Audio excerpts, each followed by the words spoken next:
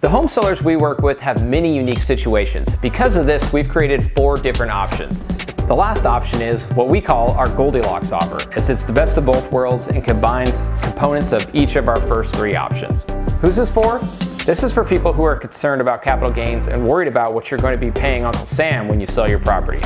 This has become a very common way we've structured multiple purchases in the last couple months.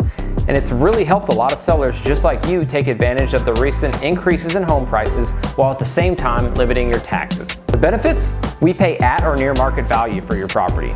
This option is perfect if you don't need all the money right away and you're wanting to minimize your taxes. Also, as you will see from the example, this could put an additional $30,000 in your pocket when it's all said and done. Limitations? While you may not receive all your money up front, this can actually be a benefit. An example we often use to explain how the tax benefits work with seller finance and contract for deed is a house that's being sold for $250,000. Well, let's say this house was purchased 10 years ago for $100,000.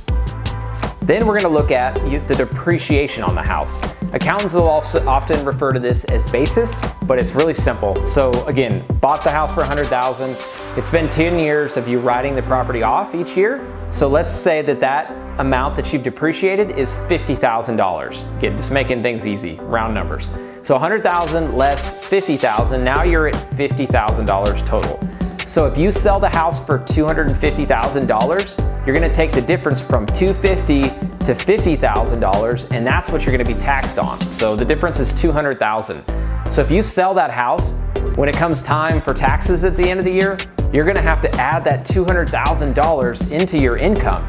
So often that's gonna push you up one tax bracket, maybe multiple tax brackets. And that's why this is so important. So here's how we structure it so you avoid being bumped up $200,000 in 1 year.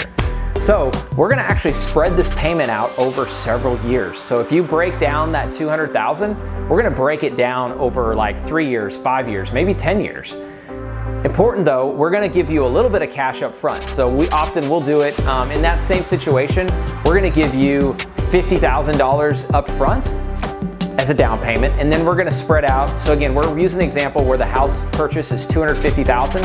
So we're gonna give you $50,000 up front, and then we're gonna still owe you $200,000. So we're gonna break that up, let's say over 5 years. So 5 years divided by 200,000 is gonna be $40,000 a year. So we're gonna pay you $40,000 per year over 5 years plus interest. So you're gonna get paid over time, you're gonna limit your taxes, and you're also gonna make interest on that amount of money, right? Because we're not gonna ask you to loan us money and not give you an interest rate. So it's a win-win. You're gonna limit taxes, you're gonna make additional income, and you're gonna sell your house for market value.